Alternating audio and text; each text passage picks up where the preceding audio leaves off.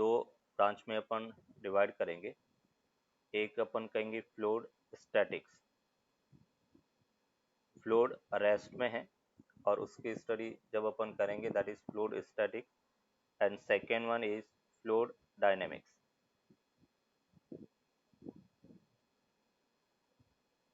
इसको दो पार्ट में अपन डिवाइड करेंगे। फ्लूइड स्टैटिक, उसके अंदर बेटा अपन यहाँ पे डिफाइन करेंगे प्रेशर, वो अपन फाइंड करेंगे। फिर relative density,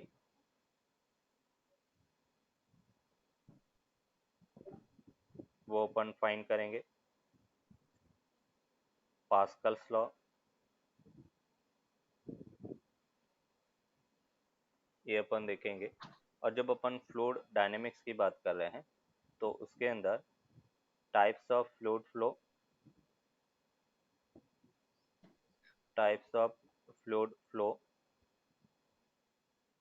then equation of continuity,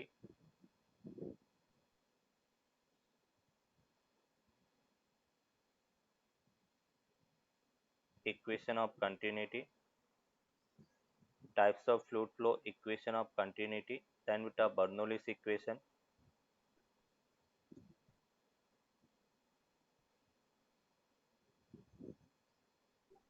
फिर अपन देखेंगे विस्कोसिटी। ये सब चीजें अपन फ्लूइड डायनेमिक्स में स्टडी करेंगे। अभी फ्लूइड मैकेनिक्स पढ़ने से पहले कुछ टर्मिनोलॉजी अपन डिफाइन करेंगे। सबसे फर्स्ट बेटा अपन बात करते हैं डेंसिटी।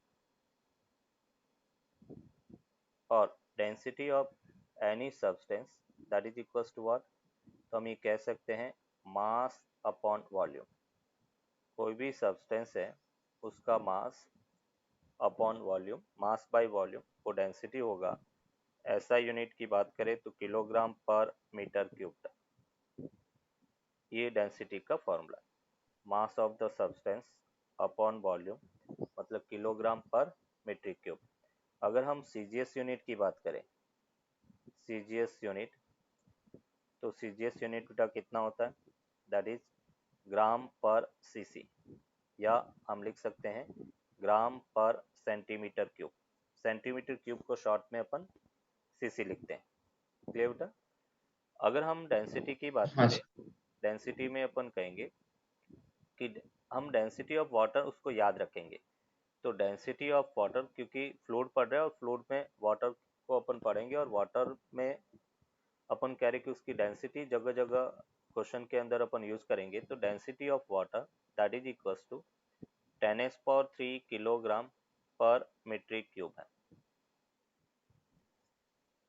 Eight 4 degree Celsius. क्योंकि वाटर है वो 4 डिग्री सेल्सियस पर एनामोलस बिहेवियर शो करता है। और अगर हम सीजीएस में देखें इसको, तो हम ये कह सकते हैं 1 ग्राम पर सीसी। ये बेटा अपन कह रहे कि सीजीएस के अंदर उसकी डेंसिटी है। मतलब हम इसको यहाँ पे कहेंगे कि water at 4 degree Celsius shows anomalous behavior, anomalous behavior। और जब अपन कह रहे कि वाटर 4 डिग्री सेल्सियस पर एनामोलस बिहेवियर शो करता है, इसका मतलब अपन ये कह सकते हैं water at 4 degree Celsius shows the anomalous behaviour, और उसकी जो डेंसिटी है वो 4 डिग्री सेल्सियस पर मैक्सिमम होता है। देखो कैसे, अगर अपन डेंसिटी का टेम्परेचर के साथ में कर्व ड्रॉ करें, तो ये जैसे डेंसिटी है, ये बेटा अपन कह रहे कि टेम्परेचर है, और यहाँ पर इसका कर्व कुछ इस टाइप से होता है। ये बेटा अपन कह रहे कि 4 डिग्री सेल्सियस, और इस पॉइंट पर उसकी डेंसिटी मैक्सिमम होता है। मतलब 4 डिग्री से कम करेंगे तब भी डेंसिटी डिक्रीज होता है, और 4 डिग्री से टेम्परेचर बढ़ाएंगे तब भी डेंसिटी डिक्रीज होता है। मतलब अपन कह रहे कि at 4 degree Celsius the density of water is maximum, the density of water is maximum। और जो अभी अपने डाटा लिखा है डेंसिटी का वो 4 डिग्री सेल्सियस पर है, और 4 डिग्री सेल्सियस पर उसकी डेंसिटी 10⁻³ किलोग्राम पर मीट्रिक क्यूब, या हम इसको लिख सकते हैं 1 ग्राम पर सीसी। क्लियर बेटा? ये स्टैंडर्ड रिजल्ट है, और इसी बेटा एनामोलस बिहेवियर के कारण कोई भी लिविंग क्रिएचर है वो वाटर के नीचे रह पाता है। जैसे अपन पोल पे बात करें जहाँ पे पूरा आइस है और उसके नीचे अपन कह रहे कि आइस मतलब वाटर पूरा फ्रीज हो जाता है, उसके नीचे फिश है वो लिविंग कंडीशन में रह पाती हैं, वो इस स्पेशल बिहेवियर के कारण रह पाती है। क्योंकि जैसे ही टेम्परेचर 4 डिग्री सेल्सियस हुआ तो एक डेंसिटी मतलब इंक्रीज होगी, डेंसिटी इंक्रीज हो गई तो क्या होगा, ऊपर वाली लेयर और नीचे वाली लेयर के बीच में एक गैप क्रिएट हो जाता है। तो इसलिए अपन कह रहे हैं कि इस स्पेशल बिहेवियर के कारण ही कोई भी जो लिविंग क्रिएचर्स है वो वाटर के अंदर या अपन कह रहे कि आइस के नीचे रह पाते हैं। अभी अपन कह रहे ठीक है कि सर। डेंसिटी ऑफ मिक्सर की अपन बात करें, डेंसिटी ऑफ द मिक्सर।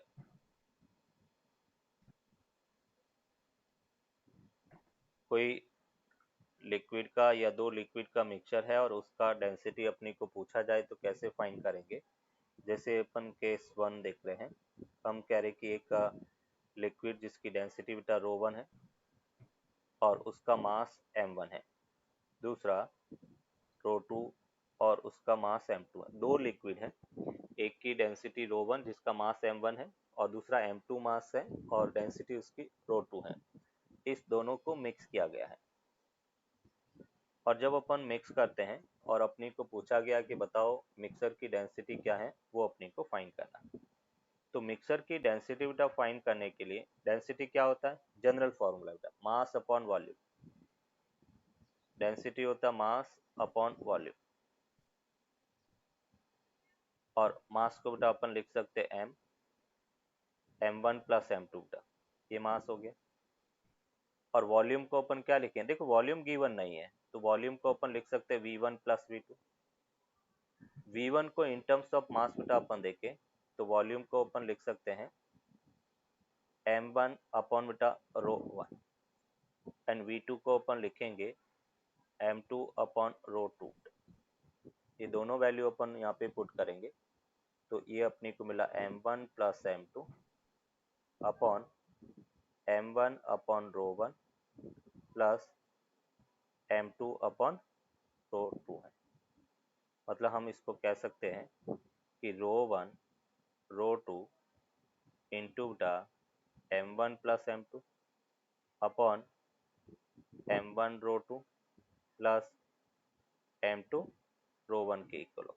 ये बेटा उस मिक्सचर की डेंसिटी होगी।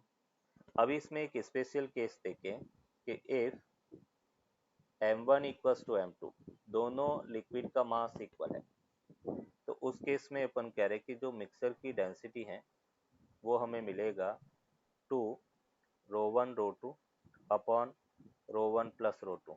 और ये बेटा कौन सा मीन है, हार्मोनिक मीन। कौन सा मीन है, हार्मोनिक मीन,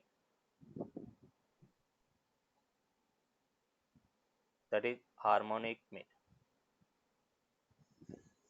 तो मिक्सर की डेंसिटी अपने को मिला 2 ρ1 ρ2 upon ρ1 plus ρ2, and that will be harmonic mean के इक्वल हो। क्लियर बेटा? हाँ सर।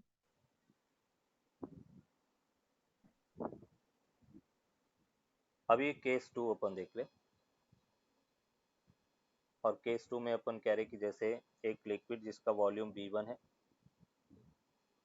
v1 वॉल्यूम और उसकी डेंसिटी बेटा ρ1 है, दूसरा लिक्विड जिसका वॉल्यूम v2 और डेंसिटी ρ2 है। इस दोनों को बेटा मिक्स किया गया है और अपने को कहा गया है कि मिक्सर की डेंसिटी क्या है। फाइंड करो बेटा क्या होगा density, ρ1 v1 plus ρ2 v2 upon v1 plus v2, ये बेटा मिक्सर की डेंसिटी होगा। अगर अपन इसमें स्पेशल केस देखें कि if v1 equals to v2, दोनों का वॉल्यूम इक्वल है, तो उस केस में density of mixture that will be equals to ρ1 plus ρ2 upon 2 के इक्वल होगा। और ये कौन सा मीन है बेटा, अरिथमेटिक मीन। तो जब वॉल्यूम इक्वल है तो अपन कह रहे कि density will be arithmetic mean, अगर मास इक्वल है तो density will be harmonic mean. Clear? Rho mixer rho हाँ one sir. Plus rho two by two के इक्वल होगा। अभी अपन यहाँ पे एक टर्म डिफाइन करेंगे, that is relative density. Relative density या हम कहेंगे specific density,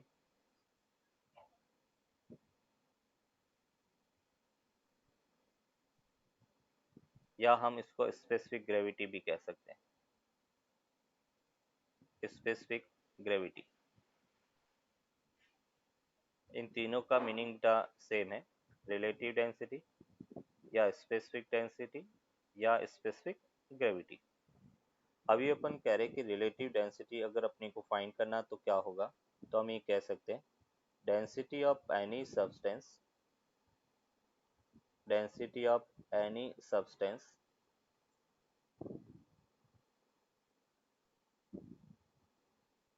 to the density of water at 4 degree Celsius.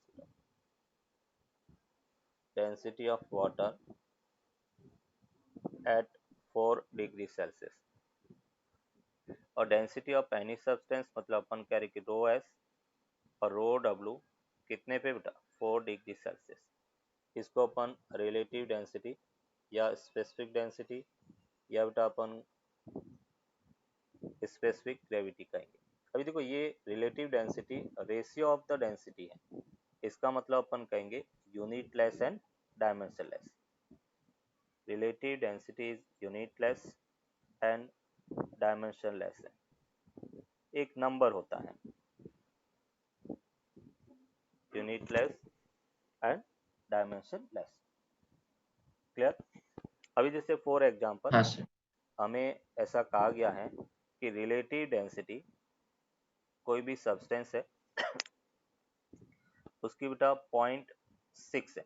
Relative density कितना है, 0.6, और अपनी को डेंसिटी उसका फाइंड करना है। तो डेंसिटी क्या होगा, तो डेंसिटी ऑफ सर सब्सटेंस को बेटा 600 अपन, किलोग्राम्स पर हाँ, metre cube. Relative density into density of water हो गया। तो हम इसको कह सकते हैं 0.6 और रिलेटिव डेंसिटी ऑफ वाटर 10⁻³ तो ये बेटा अपने को मिला 600 किलोग्राम पर मीट्रिक क्यूब।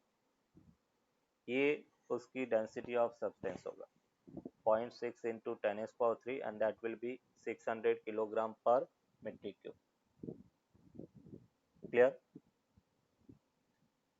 हाँ सर। चलो नेक्स्ट टर्म बेटा अपन डिफाइन करेंगे यहाँ पर, that is pressure.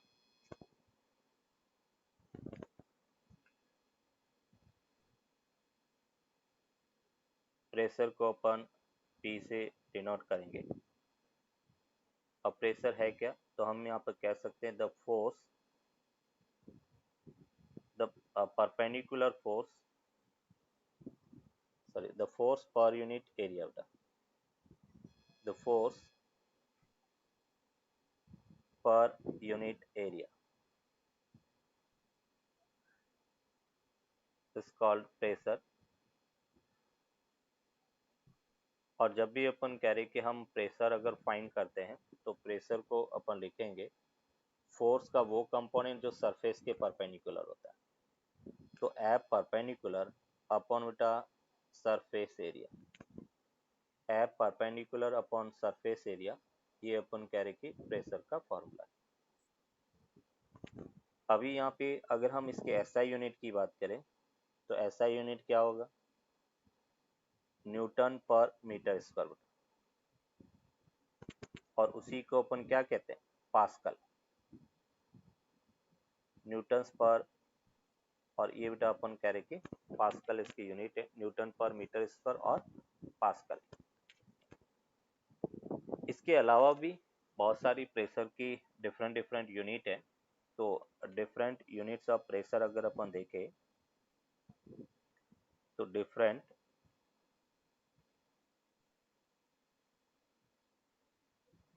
Types of pressure unit बेटा,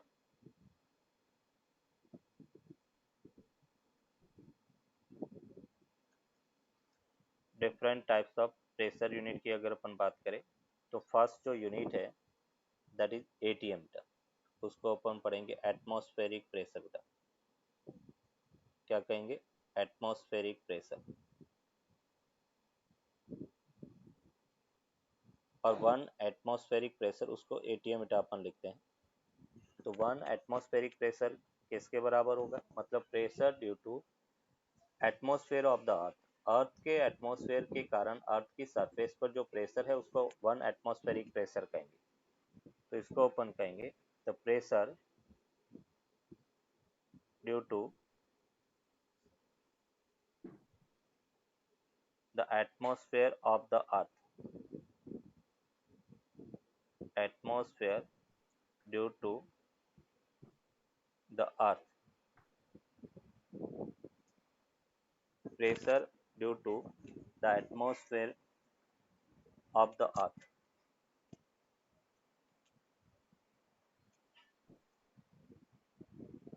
Pressure due to the atmosphere of the earth is called 1 atm meter। उसको अपन 1 एटमॉस्फेरिक प्रेशर कहेंगे। और 1 atm मीटर न्यूमेरिकली किसके इक्वल होगा? तो न्यूमेरिकली अगर 1 atm को अपने को याद रखना तो हम कहेंगे 1 atm pressure is equal to 76 pressure due to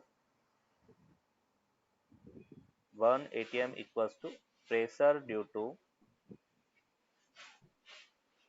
76 centimetre height of mercury column. Mercury column 1 atm pressure है, वो pressure due to 76 centimetre height of. जब अपन बैरोमीटर पढ़ेंगे उस बैरोमीटर की हेल्प से बेटा ये प्रेशर अपन मेजर करते हैं और वो कितना मिलता है? 76 centimetre height of mercury column. और उसकी न्यूमेरिकल वैल्यू बेटा क्या होता है?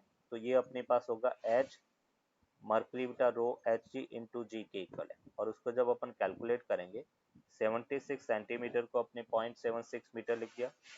डेंसिटी ऑफ मर्करी होता है बेटा 13.6 into 10⁻³ kilogram per metre cube. और जी की वैल्यू बेटा 9.8 होता है। और इसको फाइनली जब अपन सॉल्व करते हैं तो 1.013 इंटू 10⁻⁵ पास्कल के इक्वल होगा। तो यहाँ से बेटा अपन कह रहे कि जो 1 atm प्रेशर है वो होता है 1.013 into 10⁻⁵ pascal. That is the answer. ठीक है सर। प्रेशर मतलब 1 बार इक्वल्स टू बेटा होता है 10⁻⁵ पास्कल। 10⁻⁵ पास्कल बेटा ये 1 बार प्रेशर है। मतलब अपन कह रहे कि अगर 1 atm को इन टर्म्स ऑफ बार अगर लिखना है तो हम क्या लिखेंगे? 1.013 बार। ये बेटा अपन कह रहे कि 1 एटमॉस्फेरिक प्रेशर होगा। तो 1 बार इक्वल्स टू 10⁻⁵ पास्कल के इक्वल होगा। थर्ड यूनिट है दैट इज टॉर बेटा। तीसरी जो यूनिट है वो क्या है? टॉर। और टॉर क्या होगा? तो हम कहेंगे the pressure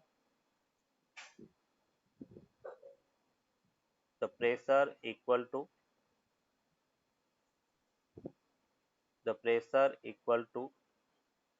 the 1 millimeter height of mercury column। Pressure equal to the 1 millimeter height of mercury column is called 1 torr। उसको अपन कहेंगे 1 torr। और 1 torr इक्वल्स टू अपन लिख सकते हैं यहाँ पर, जैसे अपने पास कैलकुलेट करना तो 1 मिलीमीटर उसकी बेटा हाइट 10⁻³ मीटर हो गया into density of mercury 13.6 into 10⁻³ हो गया।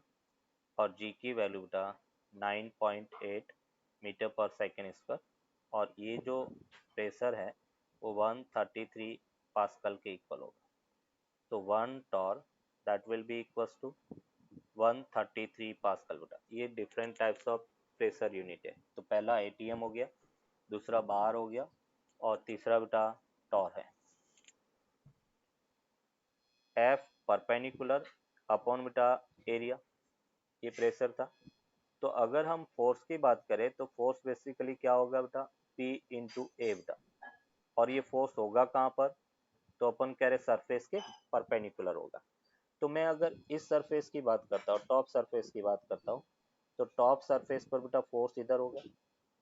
बॉटम सरफेस पे बात करेंगे तो सरफेस के परपेंडिकुलर, तो यहाँ पे अपन कह रहे फोर्स ऊपर की तरफ होगा। और उसके वेट फोर्स की बात करें तो वेट फोर्स बेटा नीचे होगा। तो यहाँ पे अपन कह सकते हैं कि ये जैसे प्रेशर P1 इंटू एरिया बेटा ए हो गया, ए इसका क्रॉस सेक्शन एरिया है, ए अपन कह रहे कि cross section area, cross section area. और यहाँ पे अपन फोर्स की बात करें तो फोर्स हो गया P2 इंटू ए, P1 ए वो बेटा अपन बॉटम में होगा, और ये बेटा इसका वेट फोर्स W हो गया। तो इस कॉलम को अगर मैं बाहर ड्रॉ करता हूँ बेटा, यहाँ पर ये जैसे अपने इस लिक्विड कॉलम को यहाँ पे ड्रॉ किया, और इस पर अगर एपीडी अपन देखें, ये बेटा अपन कह रहे कि फोर्स ये डाउनवर्ड है, ये अपवर्ड फोर्स है, और उसका वेट फोर्स अपन कह रहे कि डाउनवर्ड है। तो यहाँ पे हमने कहा कि ये फोर्स हो गया P1 ए एपीडी बेटा, ये P2 ए होगा, और ये W है। अब ये लिक्विड कॉलम इक्विलिब्रियम में है, तो इक्विलिब्रियम में है तो हम क्या लिख सकते हैं बेटा, हम ये कह सकते हैं P1 A plus weight force W equals to P2 A. Downward लगने वाला फोर्स अपवर्ड लगने वाले फोर्स के क्या होगा, इक्वल होगा। P1 A plus W equals to P2 A. और यहाँ पे अगर अपने को कैलकुलेट करना P2 माइनस P1, ये बेटा A, and that will be equals to weight force W के इक्वल होगा। और उसको बेटा अपन लिख सकते हैं P2 minus P1 into A, weight force को क्या लिखेंगे, वॉल्यूम इंटू डेंसिटी। वॉल्यूम को बेटा आपने लिखा H into A, density of water बेटा रो इंटू जी के इक्वल होगा। यहाँ से ए से बेटा कैंसिल आउट हो गया। तो इस लिक्विड कॉलम के कारण जो प्रेशर डिफरेंस मिला वो बेटा H रो जी के इक्वल होगा। P2 माइनस P1 वो बेटा किसके इक्वल मिला, H रो जी। तो कोई भी H हाइट का अगर लिक्विड है और उसके कारण अगर प्रेशर डिफरेंस, उसकी टॉप सरफेस और बॉटम सरफेस के बीच का अगर प्रेशर डिफरेंस अपने को फाइंड करना, तो वो प्रेशर डिफरेंस क्या होगा, H रो जी के इक्वल होगा। क्लियर बेटा यहाँ तक। इसको रिप्रेजेंट करेंगे बेटा एटमॉस्फेरिक प्रेशर। तो P नॉट क्या है, एटमॉस्फेरिक प्रेशर बेटा, P नॉट एटमॉस्फेरिक प्रेशर है, P नॉट एटमॉस्फेरिक प्रेशर है। और इस पॉइंट का बेटा प्रेशर अपने को कैलकुलेट करना है। तो अपन क्या कहेंगे कि जैसे जैसे अपन नीचे जाएंगे प्रेशर है वो इंक्रीज होता है। तो इस पॉइंट का प्रेशर क्या होगा, P not plus H rho g. कितना प्रेशर बेटा, P not plus H rho g. मतलब हम ये कह सकते हैं ए पॉइंट का pressure P A that will be equals to P not plus H rho g के इक्वल होगा।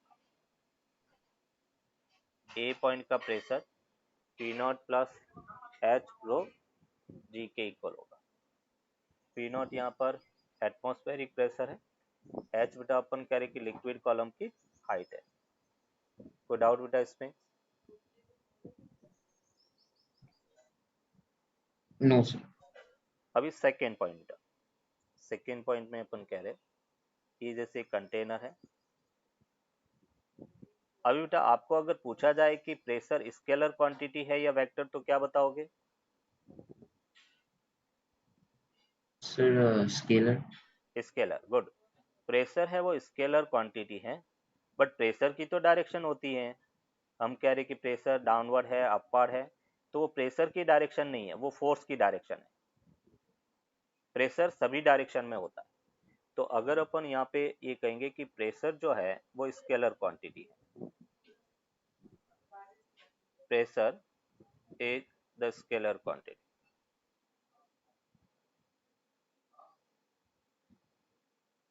pressure is the scalar quantity. Pressure is the scalar quantity. और यहाँ पे बेटा अपन कह रहे हैं कि जैसे एक पॉइंट अपने लिया लिक्विड के अंदर ए, और यहाँ पे अपन कह रहे हैं कि इस पॉइंट पे बेटा ये जैसे अपन कह रहे हैं कि अगर डाउनवर्ड डायरेक्शन की बात करें, प्रेशर P1 है, ये प्रेशर P2 है, इस डायरेक्शन में प्रेशर P3 है, और ये बेटा P4 है। मतलब हम कह रहे हैं कि एक पॉइंट पर ये जैसे प्रेशर P1, ये प्रेशर P2, ये प्रेशर P3 और ये प्रेशर P4 के इक्वल है। तो मैं यहाँ पे कह सकता हूँ कि pressure P1 equals to P2 equals to P3 के इक्वल होगा, इक्वल्स टू P4। मतलब एक ही पॉइंट पर प्रेशर हमेशा सेम रहता है और उसकी प्रेशर की डायरेक्शन हम अपनी इच्छा से जिधर चाहे उधर ले सकते हैं। तो P1 equals to P2 equals to P3 equals to P4 होगा। In same liquid at same height the pressure will be equal. The pressure will be equal. Same height पर सेम लेवल पर प्रेशर इक्वल होता है। That means हम ये कह सकते हैं कि P1 इक्वल्स टू बेटा P2 इक्वल्स टू P3 के इक्वल होगा। तीनों पॉइंट का प्रेशर सेम रहेगा। क्लियर? अभी देखो इससे ठीक है रिलेटेड कुछ एग्जांपल बेटा अपन देखेंगे। ये जैसे हमने एक क्लोज कंटेनर लिया, अब तक तो कंटेनर ओपन था, ओपन टू एटमॉस्फेयर था। अभी हमने क्लोज कंटेनर दिया और कंटेनर को फुल लिक्विड से बेटा आपने फिल किया, वाटर से फिल किया है। ये बेटा अपन कह रहे कि पॉइंट ए है, ये पॉइंट बी है, ये पॉइंट सी है और ये पॉइंट डी है। Height of the liquid column वो h है, ये जो हाइट है वो h है। और अपने को पूछा गया है ए पॉइंट का प्रेशर कितना है, बी पॉइंट का प्रेशर कितना है, सी पॉइंट का प्रेशर कितना है एंड बेटा डी पॉइंट का प्रेशर कितना है, ये फाइंड करना है। P A, P B, P C and P D, ये अपने को फाइंड करना है।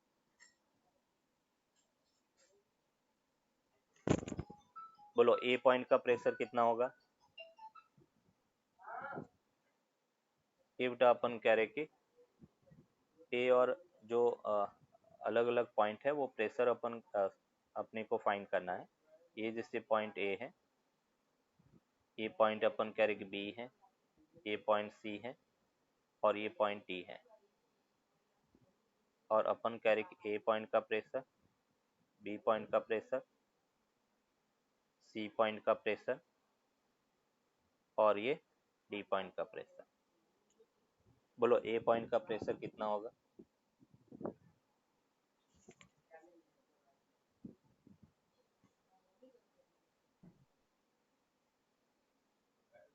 सर, एक ए और डी का 1 atm और बी या और सी का 1 atm plus yes, atmospheric pressure को अपन पी नॉट से डिनोट करेंगे। तो ए पॉइंट का प्रेशर पी नॉट हो गया और ए और डी दोनों सेम हाइट पर है तो प्रेशर पी नॉट होगा, ओपन टू एटमॉस्फेयर है।